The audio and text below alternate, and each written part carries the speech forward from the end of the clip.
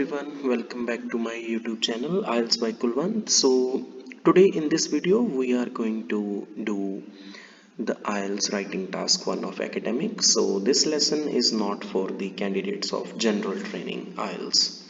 So now we have started our task 1 series and this is the very first lesson. In this lesson we are going to do about the line graph.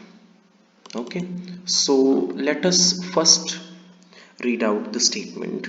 The graph below shows the average consumption of cheese per person in England, Scotland, Wales and Northern Ireland between 1980 and 2020. So basically इस line graph ਦੇ ਵਿੱਚ average consumption है जी चीज़ की आ रही है average consumption ठीक है चीज़ की इन किलोग्राम्स ਦੇ ਵਿੱਚ ਲਿਖਿਆ ਹੋਇਆ सो एवरेज कंजम्पशन चीज़ की किलोआं ਦੇ ਵਿੱਚ कितनी है ਉਹਦੀ इन्फॉर्मेशन ਇੱਥੇ ਦਿੱਤੀ गई है आ सारियां कंट्रीज है इंग्लैंड स्कॉटलैंड वेल्स ते नॉर्दर्न आयरलैंड ठीक है ये सारियां कंट्रीज ने ते ईयर्स है 1980 टू 2020 ठीक है सो सब तो पहली चीज़ जी बेटा तुसी करनी है वो ये है कि तुसी ये ट्रेंड्स देखने लाइन ग्राफ की गल कर रहे हैं ट्रेंड्स की देखने देखो इंग्लैंड आ रहा ना इंग्लैंड इत्थों शुरू होया सी बट एंड ते इत्थे खत्म होया मीनस इत्थे तुसी एरो बना लेना कि ये डिक्रीज होया इंग्लैंड की होया डिक्रीज ओके नैक्सट आ जाओ अपना स्कॉटलैंड इत्थों शुरू होया अप जरूर गया बट स्टार्टिंग तो लैके एंडिंग का देखिया करो लाइन ग्राफ च स्टार्टिंग ते इन्ना सी एंडिंग ये भी की होया डिक्रीज नैक्सट आ येलो वाला हैगा वेल्स की होया इनक्रीज नॉर्दर्न आयरलैंड की होया इनक्रीज ओके सो दो इनक्रीज होया दो डिक्रीज होया बेटा ठीक है ट्रेंड्स देख लिया आपां हुण आपां चलदे हां सब तो first paragraph which is only the paraphrasing and we can say this is the introductory paragraph so first of all the graph below shows the chart illustrates okay you can also write the line chart and things like that the average consumption of cheese per person in England the average amount of cheese eaten by citizens of England Scotland Wales this is okay so we have paraphrased average consumption of cheese per person as average amount of cheese eaten okay so the average amount of cheese eaten this is how we do the paraphrasing in task 1 okay so this you can write same as your question because we cannot change the name of the countries ठीक है बेटा सो हुण introduction I think तुहानू सारिਆਂ ਨੂੰ clear हो गई होनी है तो हुण आपां अगे चलते हैं the very next paragraph is overview okay so हुण आपां ओवरव्यू लिखना हुण ओवरव्यू दे विच रजे आपां देखो ओवरव्यू दे विच आपां ये देखना लाइन ग्राफ दे विच कि किहड़े ट्रेंड्स आ जिहड़े वो नोटिस कीते गए आ इंग्लैंड ते स्कॉटलैंड डिक्रीज होए आ वेल्स ते नॉर्दर्न आयरलैंड इनक्रीज होए आ ठीक है सो आपां लिखदे हैं overall England's figures declined steadily का मतलब होंदा देखो देखो ज़्यादा डिक्लाइन नहीं ना हैगा स्टीडीली डिक्लाइन हो ज़्यादा डिक्लाइन नहीं हैगा है ना उस तो बाद through out the period and Scotland saw a significant decline by the end significant decline देखो काफ़ी डिक्लाइन होया ना आ रहा this is called significant this is steady थोड़ा थोड़ा ठीक है जे इत्थे आ जांदा तां ड्रामेटिकल डिक्रीज ठीक है डिक्रीज्ड ड्रामेटिकली ओके हुण ये दोनों दी लिख ली हुण नेक्स्ट दो रहेगी whereas people in Wales and in Northern Ireland both increased their cheese consumption during these decades देखो इहदे च इनक्रीज होया इहदे च डिक्रीज होया सो ये अपना हो गया राजे ओवरव्यू ओके सो ये अपना ओवरव्यू हो गया this is the first paragraph of introduction this is the overview इत्थों तक समझ लग गई है बेटा सारिਆਂ ਨੂੰ हुण अगे आपां चलदे हां हुण आपां इन्हां नूं फिगर्स नूं मैंशन करना स्टार्ट करना है ठीक है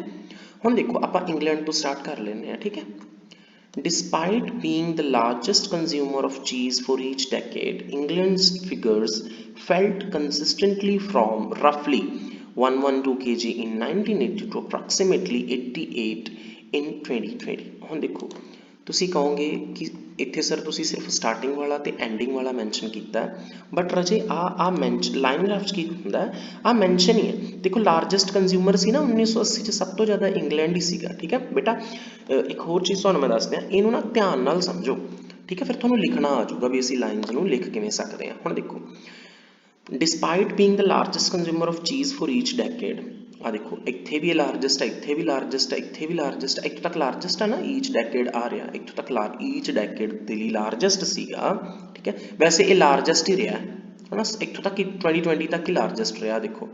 2020 ਤੱਕ ਲਾਰਜੈਸਟ ਹੀ ਰਿਹਾ, 2000 'ਚ ਵੀ ਸਭ ਤੋਂ ਟੌਪ ਤੇ, 2010 'ਚ ਵੀ ਸਭ ਤੋਂ ਟੌਪ ਤੇ, 2020 ਸਭ ਤੋਂ, ਭਾਵੇਂ ਸਾਰਿਆਂ ਨਾਲੋਂ ਜ਼ਿਆਦਾ ਸੀ ਬਟ ਹੋਇਆ ਤਾਂ ਡਿਕਰੀਜ਼ ਹੈ ਨਾ। ਸੋ ਭਾਵੇਂ ਕਿ ਇਹ ਸਭ ਤੋਂ ਲਾਰਜੈਸਟ ਕੰਜ਼ਿਊਮਰ ਸੀ, ਰਫਲੀ ਲਿਖਣ ਦਾ ਫਾਇਦਾ ਪਤਾ ਕੀ ਹੈ, ਆ ਦੇਖੋ 100 ਤੇ 125 'ਚ ਹਾਫ ਜਿਹਾ ਲੱਗ ਰਿਹਾ ਨਾ, ਰਫਲੀ ਲਿਖ ਦੋਗੇ ਨਾ, ਜੇ ਕੱਲਾ ਇੱਥੇ 112 ਲਿਖ ਦੋਗੇ ਨਾ, ਹੋ ਸਕਦਾ 1110 ਹੋਵੇ। ਸੋ ਰਫਲੀ ਲਿਖ ਦਿਆ ਕਰੋ ਤੇ ਅਪਰੋਕਸੀਮੇਟਲੀ, ਰਫਲੀ ਅਪਰੋਕਸੀਮੇਟਲੀ, ਠੀਕ ਹੈ। ਹੁਣ ਇਹ ਵਰਡਸ ਯਾਦ ਰੱਖਣੇ ਆ ਤੁਸੀਂ, ਰਫਲੀ ਦੇਖੋ, ਰਫਲੀ ਆ ਵਰਡ ਹੈਗਾ ਰਫਲੀ, ਠੀਕ ਹੈ, ਤੇ ਨੈਕਸਟ ਇਜ਼ ਅਪਰੋਕਸੀਮੇਟਲੀ, ਠੀਕ ਹੈ। ओके, सो आप स्टार्टिंग लिखती एंडिंग लिखती। Meanwhile Scotland started with about 85 kg, हुण इहदे च भी अबाउट 85 है, ठीक है। स्कॉटलैंड आ रहा 75 ते 100 दे विचाले है, सो आप इत्थे लिखता अबाउट 85। देखो इत्थे भी आप मैंशन करता ना एक होर वर्ड अबाउट, रफली, अप्रॉक्सीमेटली, है ना। बिफोर जंपिंग टू रफली 105 kg इन 1990 च आ रहा, देखो जंप किया ना, इनक्रीज होया ना, जंप किया ना 105 kg फ्रॉम दैट पॉइंट, इस पॉइंट तो the figures dropped significantly until it was down to approximately 55 kg in 2020। लो ठीक है, हुण आपां की कीता राजे, इस पैराग्राफ दे विच इंग्लैंड ते स्कॉटलैंड जिन्हां दा ट्रेंड की सीगा डिक्रीज दा, ठीक है, इन्हां दा डिक्रीज दा ट्रेंड सीगा, आपां हुण उन्हां नूं मैंशन कर चुके हैं, ठीक है। सो रिमेंबर ये जो क्वेश्चन मैं लए हुए हैं, these questions are taken from the Cambridge, ठीक है। सो कैम्ब्रिज तो आप ले। नैक्सट चलते हैं आप वेल्स। हम देखो वेल्स केड़ा, वेल्स देखो आ रहा, ठीक है, येलो वाला इत्थों स्टार्ट हो रहा। Wales went from having the second lowest figure in 1980, okay, second lowest figure, second lowest देखो किवें बेटा, highest, ठीक है, उस तो बाद देखो आ रहा लोएस्ट, आ देखो सेकंड लोएस्ट, आ दा हैगा लोएस्ट, बिल्कुल लोएस्ट, ठीक है, आ हैगा सेकंड हाईएस्ट, आ हैगा हाईएस्ट, ठीक है, आ हैगा लोएस्ट, आ हैगा सेकंड लोएस्ट। सो ये सेकंड लोएस्ट जो आप लिख सकते हैं, roughly 45 kg to having the second highest average this with approximately this increasing throughout the entire period। फिर आपां जिवें बेटा मैं तुहानूं फर्स्ट पैरा समझाया, जिवें आपां डिक्रीज दा लिखिया उवें आपां इनक्रीज दा लिखांगे। ये वेल्स लई आपां लिखता है कि वो इन्ना हो गया। फिर नॉर्दर्न आयरलैंड की एक लाइन लिख देनी आपां, northern Ireland showed increases every decade and went from about 12 kg in the beginning to roughly 60 kg। देखो इत्थों शुरू होया, इनक्रीज होंदा गया इत्थों तक पहुंच गया। हुण तुसीं ना आ विच मैंशन ना भी करोगे ना, सिग्निफिकेंट इनक्रीज है, सो एवरी डेकेड च इनक्रीज होया। सो आपां देखो आ दो जिहड़े हैगे वो इनक्रीज वाले बनाते, आ दो डिक्रीज वाले बनाते। हुण ना एक चीज़ का ध्यान रखियो, ओवरव्यू दे विच सब तो पहला आपां आ लाइन का ध्यान खास करके ध्यान रखना, ध्यान नाल सुन लेना बेटा। इत्थे आपां मैंशन किया इंग्लैंड दियां फिगर्स डिक्लाइन हुई हैं, स्कॉटलैंड दियां भी डिक्लाइन हुई हैं, उन्होंने आपां फर्स्ट पैरा च मैंशन करता। क्लीयर हो गया, ठीक है, इन्होंने आपां काहदे च मैंशन करता रहे, फर्स्ट पैराग्राफ दे विच। उस तो बाद आ जाओ सैकेंड वाला, आ रहा सैकेंड वाला, ठीक है, आ रहा सैकेंड वाला ना, वेल्स ते नॉर्दर्न आयरलैंड, ठीक है, इनू आपां इत्थे करता सैकेंड पैराग्राफ दे विच, सैकेंड लाइन नूं सैकेंड पैराग्राफ, फर्स्ट लाइन नूं फर्स्ट, ये पूरा एक कनैक्टेड टास्क वन बन गया। हुण तुसीं कहोगे इहदी वर्ड लेंथ हैगी आ बेटा 163 वर्ड्स, 163 वर्ड्स है, that is more than enough, at least 150 लिखने होंदे आ। कोई फालतू स्टफ लिखण दी लोड़ नहीं हैगी, फालतू दे विच हर चीज़ नूं वारी-वारी कंपैरिजन करन दी लोड़ नहीं हैगी, सिर्फ ईजी तरीके नाल लिखो। एंड बेटा this particular task have been taken from the website which I follow, ਹੈ ਨਾ, ਉਹਦੇ ਤੋਂ ਮੈਂ ਜਿਹੜੀ ਆਪ ਦੀ ਕੋਚਿੰਗ ਲਈ ਹੈ ਜਿਨ੍ਹਾਂ ਤੋਂ, ਸੋ ਉਹਨਾਂ ਦੇ ਜਿਹੜੇ ਟਾਸਕ ਲਿਖਣ ਦਾ ਤਰੀਕਾ ਹੈ, ਠੀਕ ਹੈ, ਬਿਲਕੁਲ ਉਸ ਤਰੀਕੇ ਨਾਲ ਆਪਾਂ ਇਹਨਾਂ ਟਾਸਕਸ ਨੂੰ ਲਿਖਿਆ, ਠੀਕ ਹੈ। ਸੋ ਇਸ ਤਰੀਕੇ ਨਾਲ ਬੇਟਾ ਤੁਸੀਂ ਆਪਣਾ ਟਾਸਕ 1 ਹੈ ਜਿਹੜਾ ਅੱਜ ਆਪਾਂ ਲਾਈਨ ਗ੍ਰਾਫ ਕੀਤਾ ਹੈ ਉਹਨੂੰ ਪ੍ਰੋਪਰ ਤਰੀਕੇ ਨਾਲ ਕਰ ਸਕਦੇ ਹੋ। There is no need to mention every percentage, every kilograms in line graph, just mention the starting, then mention the trend and mention the ending. Okay, trend, starting, trend, last, starting, trend, last. Okay, so this is how you will do your task 1 of academic. So I hope कि ਤੁਹਾਨੂੰ ਇਹ video ਪਸੰਦ ਆਈ ਹੋਊਗੀ। ज़्यादा तो ज़्यादा ਜਿਹੜੀਆਂ next videos ਆ ਆਪਣੀਆਂ ਉਹ ਟਾਸਕ 1 ਦੀ ਸੀਰੀਜ਼ ਆਪਾਂ ਕਵਰ ਕਰ ਰਹੇ ਹਾਂ, ਉਹ ਦੇਖਣ ਦੇ ਲਈ ਚੈਨਲ ਨੂੰ ਸਬਸਕ੍ਰਾਈਬ ਕਰ ਲਓ, ਇਸ ਵੀਡੀਓ ਨੂੰ ਲਾਈਕ ਕਰੋ, ਅੱਗੇ ਸ਼ੇਅਰ ਕਰੋ ਆਪਣੇ ਫਰੈਂਡਸ ਦੇ ਨਾਲ, ਤੇ ਇੱਕ ਆਥੈਂਟਿਕ ਇਨਫੋਰਮੇਸ਼ਨ ਹੈ ਜਿਹੜੀ ਉਹ ਤੁਸੀਂ ਇਸ ਚੈਨਲ ਤੋਂ ਤੁਹਾਨੂੰ ਮਿਲਦੀ ਹੈ। ਕੋਈ ਵੀ ਫਾਲਤੂ ਦਾ ਸਟੱਫ, ਕੋਈ ਹਾਈ ਲੈਵਲ ਵੋਕੈਬੂਲਰੀ, ਕੋਈ ਵੀ ਇੱਧਰ ਉੱਧਰ ਦੀ ਗੱਲ ਆਪਾਂ ਨਹੀਂ ਕਰਦੇ। We just focus on the preparation with the most easiest method.